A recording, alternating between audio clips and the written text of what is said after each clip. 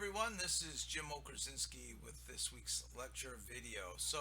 For this edition, I am beginning in the announcements page. I'm hoping that everyone had an opportunity to complete the writing study survey. We were asked by the department, the person and head of the writing studies program and the professional writing certificate, to pass this on to our students. Take the time to complete the survey. I looked it over. It should all take up not even 3 to 5 minutes for you to complete. It looks pretty straightforward, a Google survey. Please take a look at that when you have a moment. So this week's lecture video, I'll get to the PowerPoint in a minute about chapter 13. We're going to be working on the proposal for the formal report. That is the next assignment.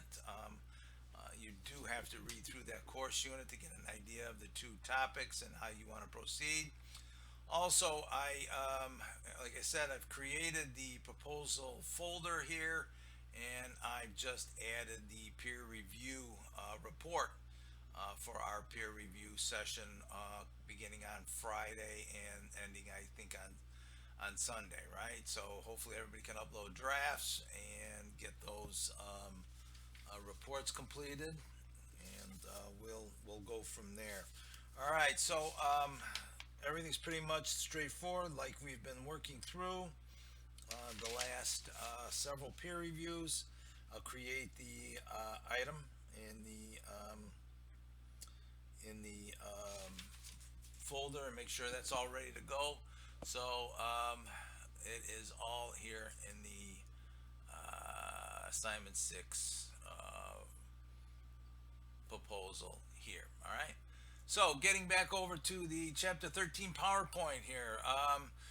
Talking about proposals for chapter 13, we have it kind of crosses over many different chapters here as we're coming to the end of the course. Because many businesses' continued existence depends on producing effective sales proposals. Those are the external proposals. Many writers on a job often want to recommend change in how something is done. A common purpose for writing an internal proposal: you identify a problem within your organization, your group, your team. This is the common form of business writing. Okay. So we're going to try to emphasize the internal and the external, and usually it's a persuasive genre by nature. So you want to be able to identify the parts so you can convince people to take action. That's what the proposal does. So internal proposals, beginning writers sometimes overlook the importance of the introduction, in which they identify the existing problem.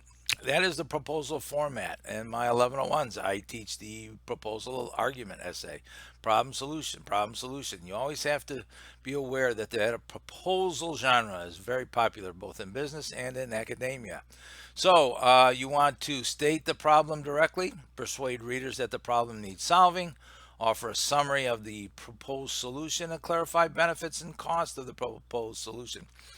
If you're identifying a problem and you want you want somebody to take your proposed solution seriously, you always have to describe and clarify the benefits. How is everybody going to benefit from that? In the way of people or effort or cost savings, it's all important in order to get people to take action. So, this is how you gain credibility as a persuasive writer: anticipating and answering readers' objections, clearly presenting the problem and its solutions in the introduction of the internal proposals, or in the executive summary on long sales proposals. On a longer sales proposal, you will have an executive summary. You'll have some experience with that in the report, our next assignment, and in the executive summary, and I'll cover that at length. That's its own little genre embedded within the report. And providing detailed facts, figures, and other persuasive data. Remember, you want to show people, you don't want to tell them.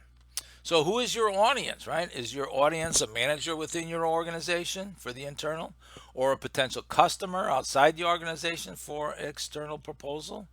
Does your proposal answer clearly the following questions, right? And I have the bullet points. What are you going to do? The benefits.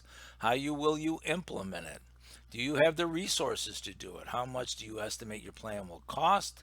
When will you begin and how long will it take? Were all necessary answers to questions that people really want to know. Does your proposal address the functional needs of those who must evaluate it by including a summary of non-technical language, description of the proposed solution, budget schedule, and training requirements? Technical details and visuals of the proposed solution for the specialist who must assess your degree of expertise to perform your work. Is your language professional and respectable? The one thing about proposals and also about reports is you might have multiple audiences, right? You might have the executives who would be more focused on the executive summary or portion of your proposal. Okay, you have to make sure that the non-technical people, okay, can understand your language. And then also you have to address if your technical people are involved, you have to conform to their particular needs as an audience so they know what you're expecting from them in this proposal. So, is the proposal written, organized, submitted exactly as specified in the request for proposal?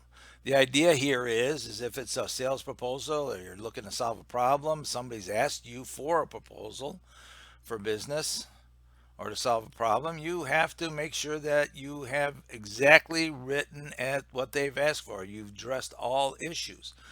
One of the reasons I always emphasize the instructions in all of my assignments, are you writing to what has been asked of you? If you miss a point in the proposal, you waver, you forget a large section, and your proposal is largely going to be unsuccessful because you did not address all of the aspects that whoever requested the proposal was in need of for their decision making. They may come back to you for clarification, and then again, your proposal may run to the bottom of the pile. So, once again, have you critically revised, repurposed material from other relevant workplace sources to fit seamlessly into the proposal? You'll find in business, just like when I write a lot of my assignments from course to course to course, is that I repurpose material. It's very difficult to write everything from scratch. You'll build a library in your workplace of all the different material that you will have used over the course of your time. You're going to repurpose much of it, but you have to be able to proofread and make sure that it has been all revised and it fits, right? Analyze your audience carefully to determine how to best meet the needs and requirements.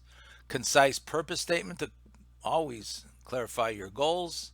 Emphasize the proposal's benefit to the readers and anticipate the questions or objections. So as we're looking forward to the next assignment, which is based where this assignment, the proposal is based on, whether it's the fitness center, what is the benefits? Okay. What do you look to accomplish from the fitness center? If it's the jobs report, what are the benefits to the readers? Okay. Sometimes information, although it may be obvious, like where to go and what to do for a specific career, you think people oftentimes would know this, but often not. So the idea here is what is it? What's the benefits of knowing your information? All right. You need your evidence. Right. Review the descriptions of a proposal sections and their uses in the chapter here. Always, we did some work in chapter 7 because designing documents and visuals, if you're going to use some charts, always use a confident, positive tone throughout, right? So, internal proposals. Prepare your proposal for someone in your organization with the power to act on it. Describe the problem clearly. Okay. Offer your solution in sufficient detail so that a decision maker can evaluate your approach. All right. So it's important here. Make sure that you are actually writing a proposal to the decision maker. If that person is not the decision maker, then you need to move away from a specific proposal because they're not going to be able to act on it. You want to get to the decision maker. Can that person place that order for whatever it is you're selling? Can that person make the decision to integrate your particular services to solve a problem for them? So I'm not going to spend too much time here looking over some of the examples. You do want to take a look at the employee fitness proposal. It kind of mirrors, it's a rather lengthy one, of the fitness center. I'm not looking for this type of a proposal Okay, I'm looking for something a little bit shorter because a lot of that information that you see in the example there was basically going to be in the formal report there. So if you're going to stick with the fitness center for your topic, then explain how and why of your decision and what type of a perspective do you intend to focus on for the report. All right, so that's for the fitnessers. If you choose the career path topic, explain how and why of this choice and what do you plan on accomplishing in your report. So the idea here is that you have to have a purpose behind proposals. The problem for the fitness center could be the insurance premiums, increased health awareness, and even in the career path. A lot of times, like I said previously, a lot of people don't really dive deep into the career path. Everybody tends to think about earnings, but what regions of the country are best for your particular career paths? Where are jobs available? What kind of salary? What's the growth rate in many fields? Some of this is a little challenged, especially right now because of what's going on. So that might even change the landscape a little bit too as we move forward in life. Right? You might want to include some information and resources that you plan on using to support your positions. Your topic proposal should be sufficient in length to address the scope of your topic and viewpoint. So, once again, this is the chapter 13 PowerPoint. As you can see, it's a persuasive argument. We're bringing in all the other team building activities and knowledge that we were able to pull together before the semester, before we transition to an online format. All right, all of those building blocks are critical in wrapping up the next several assignments as we end out this semester. All right. So once again, if you have an opportunity, grab the study survey here and complete it. I believe there's a link here to the professional writing certificate. You might want to look into that for your future. And if you have any questions, please send me an email. Stay safe and good luck.